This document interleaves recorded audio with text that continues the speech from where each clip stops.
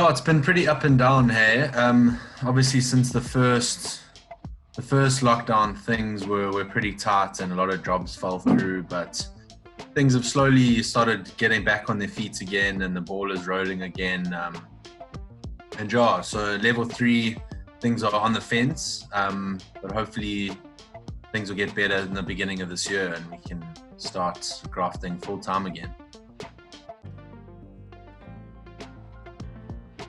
I think the main rule that's sort of affecting everyone is the sort of like social interactions and the general distancing from one another. I think mentally it is quite taxing regardless of what industry you're in.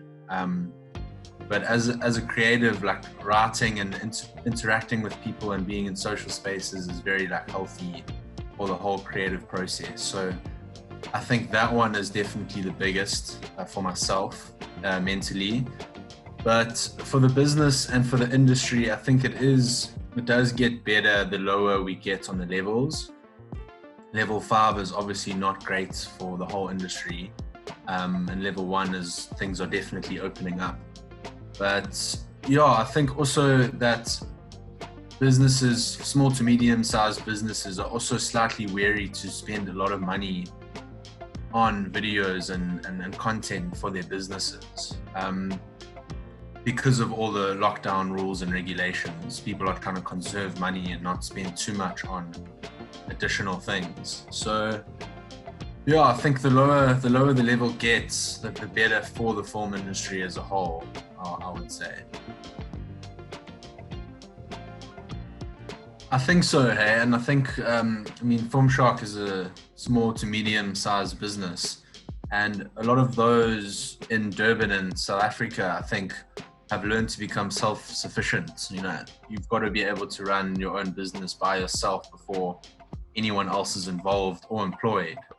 So to have a bit of alone time and to work around ways in which we can still get work and create work in this lockdown, I think has been pretty cool and pretty informative. But yeah, small to medium-sized businesses have still survived, but I think they're just jumping through loopholes and just trying to find ways to keep their head up. The biggest concern is just the amount of work that's coming in.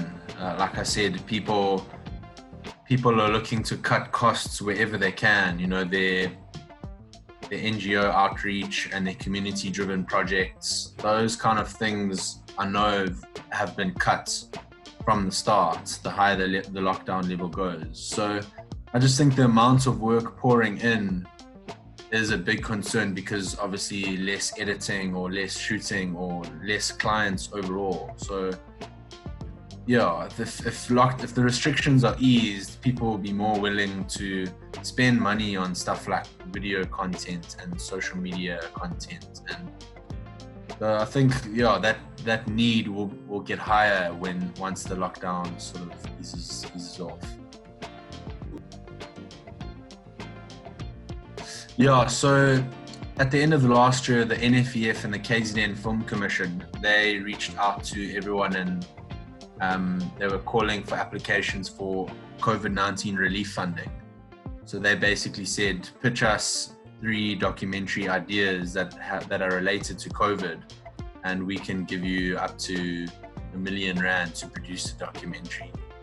And then also for narrative stories, the Right Project is a new South African film fund that has like a 200 million rand budget for narrative stories. So yeah, obviously I'm very close to my business, and it's like my baby. And this 2021 is actually the 5 years of FilmShark. I've kind of taken that in my stride, and I'm working towards the big 5-year, which is which is on July the 6th, I think, this year. So yeah, this year for me is just about honing in on exactly what my business is, getting all my ducks in a row, and having a big sort of screening for my Vivid Monkey documentary on that day. There's a lot of funding initiatives that are coming through to Durban, which is pretty promising. I know a lot of my friends who are also writing a lot of stories and scripts are all based in Durban. So I think there's going to be a lot of great content that's coming to our shores this year. In South Africa as a whole, I think we are all obviously hoping that the restrictions ease up as quickly as possible, just so that we can, keep creating content and can bring in more clients. And yeah, I think everyone's just holding on to their seats.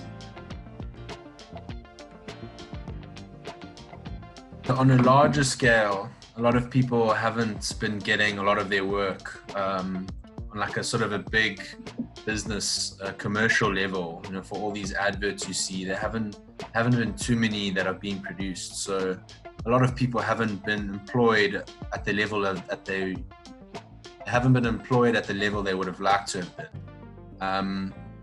But then on the other side of the spectrum, the small to medium-sized businesses, I think, has been booming, because a lot of people have sort of sat in their homes during lockdown and said, okay, I'm not getting employed by these big commercials. The work isn't coming in. So what can I do to create work and to put content out that I'm, conceptualizing? So on a smaller scale, I think it's been extremely impactful, because people are starting up their own businesses and shooting their own stuff and writing a lot of stuff. And so, yeah, I think as a whole, it obviously has been hit like every industry, but luckily the creative industry, people can sort of rely on themselves a lot more than the other entities, if that makes sense.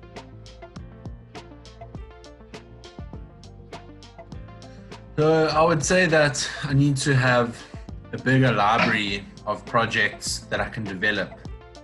So if we go into another hard lockdown at the end of January, I'd like to have a variety of different projects, and then use those projects and combine it with the funding templates that are out there. So for all the application funding that is available in South Africa, I'd like to create a template for all those projects, so that when the funding opportunities arrive, all those projects are just ready to be submitted, so that the waiting period for funding can be during like lockdown.